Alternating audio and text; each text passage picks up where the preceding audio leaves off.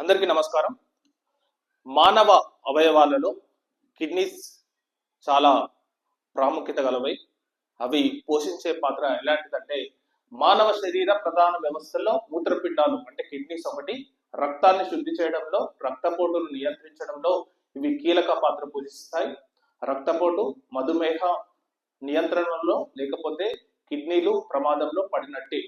కాబట్టి BP, sugar ఉన్నవారు, దీర్ఘకాలిక వ్యాధిగ్రస్తులు, జీవితకాలం మందులు వాడేవారు, పెయిన్ కిల్లర్స్, యాంటీబయాటిక్స్ అలవాటు పడిన వారు తరచూ మూత్రపిండాల పనితీరును పరీక్షించుకోవాలి. సో ముఖ్యంగా దీని గురించి చెప్తుంది ఎవరంటే, కిడ్నీలకు గండాలు దీర్ఘకాలపు మందులు అని చెప్పి doctor Rajasekhar Chakravarthy, senior nephrologist and kidney transplantist also presently is in working in Yashoda High-Tech City Hospital. So present గా ఈ కిడ్నీస్ గురించి అంటే సార్ ఇది ఆర్టికల్ ఎందుకు రాసినంటే, ముఖ్యంగా దీర్ఘకాలపు మందులు అంటే మనం రెగ్యులర్ గా వాడే మందులు వాడితే కిడ్నీస్ కు ఎఫెక్ట్ అవుతుంది అని చెప్పి డాక్టర్ గారు చెప్తున్నారు. సో దీని గురించి మరిన్ని విశేషాలు సార్ని అడిగి తెలుసుకుందాం.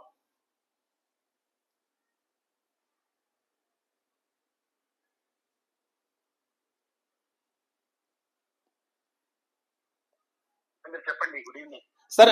Good evening sir. యాక్చువల్లీ మీది రాష్ట్ర ఆర్టికల్ నమస్తే తెలంగాణ పేపర్ లో నేను మొత్తం చూసాను సార్. యాక్చువల్లీ ముఖ్యంగా ఏంటంటే నేను షాక్ అయింది ఏంటంటే, ఎక్కువ మందులు వాడడం వల్ల కిడ్నీస్ ఎఫెక్ట్ అవుతుంది అని చెప్పి మీరు అందులో రాశారు సార్. యాక్చువల్లీ ఏంటంటే విలేజ్ లో సార్, పర్టికులర్ గా విలేజ్ లో కానీ కొన్ని ఏరియాలలో కానీ డైలీ మందులు వాడుతుంటారు సార్. వితౌట్ అసలు వాళ్ళకి ఏముంది. ఈవెన్ సిటీస్ లో కూడా మనం చూస్తాం కదా. అవును, పెయిన్ కిల్లర్స్, యాంటీబయాటిక్స్, తర్వాత వాడతారు కదా. అవునవును సార్. అవన్నీ వల్ల కిడ్నీ ప్రాబ్లమ్ వస్తుంది. సో మేజర్ గా ఏంటంటే ఇప్పుడు ఎక్కువ మందులు వాడడం కూడా ఇది ఒక ప్రాబ్లం. ఏంటంటే కొందరు డాక్టర్స్ కూడా అంటే ఇప్పుడు కొందరు చిన్న ఏరియాలో డాక్టర్స్ కూడా కొంచెం ఫార్మా కంపెనీల ప్రెజర్స్ కు ఏమో విపరీతమైన మందులు రాస్తుంటారు సార్, జనరల్ గా మనం చూస్తుంటాం.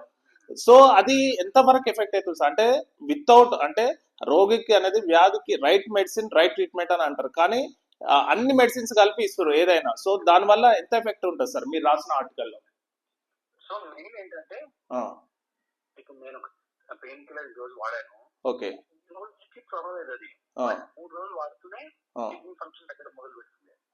అక్కడ లాంగ్ టర్మ్ వాడినప్పుడు దీర్ఘకాలికంగా ఎక్కువ ప్రాబ్లం ఉంటుంది. సిమిలర్లీ ఈ ప్యాంటోసిడ్ అవి కూడా కొన్ని రోజులకు పర్వాలేదు. డాక్టర్ గా కొన్ని రోజులు వాడమంటే మనం ఏళ్ళ తరబడి వాడినప్పుడు తప్పకుండా దానిపైన కిడ్నీ నుంచే బయటకు రావాలి కాబట్టి ఎఫెక్ట్ ఉంటుంది. యాంటీబయాటిక్స్ కూడా మోర్ దాన్ ఫ్యూ డేస్ తర్వాత. సో ఇవన్నీ కూడా పబ్లిష్డ్ డేటా ఉంది, నేను కూడా మీకు షేర్ చేస్తాను. మీరు ఏ దీంట్లో పనిచేస్తారు అన్నది మెడికో జర్నలిజం సార్. ఇంకోటి సార్, ఇది ఇంకో క్వశ్చన్ ఏంటంటే, మేజర్ గా సార్ ఇది మీరు ఇంకోటి కూడా రాశారు, పసర్లు అంటే విలేజ్ లో పసర్లు కానీ ఈ ఆయుర్వేదిక్ టైప్ లో ఉండే మెడిసిన్స్ అంటాము.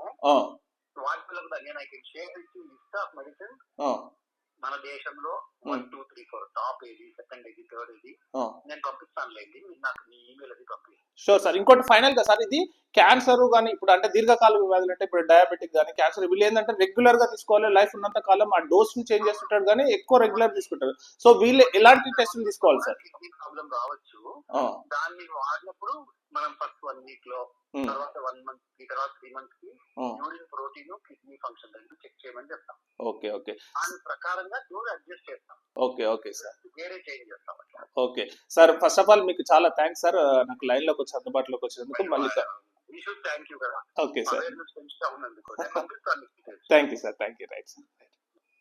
So thanks to doctor Rajasekhar Chakravarthy sir, kidney transplant, Hyderabad లో one of the biggest doctor in nephrology. So Hyderabad Yashoda hi tech సిటీలో ఉంటాడు, ప్లస్ హెచ్ఓడి కూడా. సార్ కు మంచి ఆర్టికల్ రాసింది. యాక్చువల్ ఏంటంటే ఎక్కువ మందులు వాడడం, ఎక్కువ టాబ్లెట్స్, నేను చెప్తా ఉంటా, ఎక్కువ టాబ్లెట్స్ వాడకంటే తక్కువ ఏదైతే అవసరానికి కావాలనో అవసరానికి మాత్రమే వాడాలి, కానీ ఎక్కువ టాబ్లెట్స్ కానీ ఎక్కువ మెడిసిన్స్ కానీ తీసుకుంటే అది హెల్త్ కు చాలా ప్రమాదం అని చెప్పి సార్ ఆర్టికల్ రాశాడు. నిజంగా చాలా చాలా అవేర్నెస్ ఉంది. చూడండి, అక్యూట్ డిసీజ్ కానీ, యాక్యూట్ కిడ్నీ డిసీజ్ కానీ, క్రానిక్ కిడ్నీ డిసీజ్ కానీ. యాక్యూట్ అంటే 90 days లోపల కిడ్నీస్ ఎఫెక్ట్ అవుతాయి. సో క్రానిక్ అంటే దీర్ఘకాలిక, వాళ్ళు డయాలసిస్కి వెళ్తుంటారు. సో డయాలసిస్కి వెళ్ళే వాళ్ళ సంఖ్య విపరీతంగా పెరుగుతుంది. సో ఇట్లాంటి ఎక్కువగా మెడిసిన్స్ వాడే వాళ్ళు ఒకటి రెగ్యులర్గా సీరం కానీ, క్రియాటిన్ కానీ చెక్ చేయించుకోవాలని చెప్పి డాక్టర్ చెప్తున్నారు. సో ఇది చాలా ఇంపార్టెంట్. నేను కూడా చెప్తుంటాను అనమాట చాలా మందికి, ఎక్కువ మెడిసిన్స్ రెగ్యులర్గా వాడదు.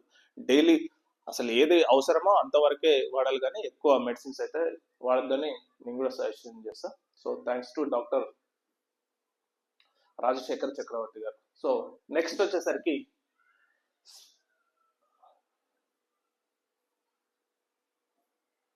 నెక్స్ట్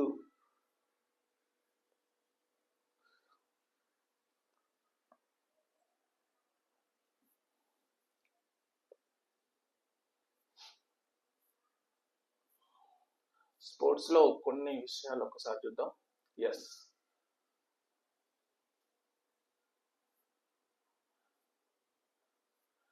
స్పోర్ట్స్ లో ముఖ్యంగా ప్రపంచ రికార్డ్ నెంబర్ 12 అంటే 12వసారి ప్రపంచ రికార్డు నెలకొల్పిన Sweden pole vaulter Mondo Duplantis Stockholm Diamond League meet లో 6.28 మీటర్ల ఎత్తును అధిగమించిన it is Olympic champion. So ఇతని పేరు వచ్చేసి మోండో డూప్లాంటిస్.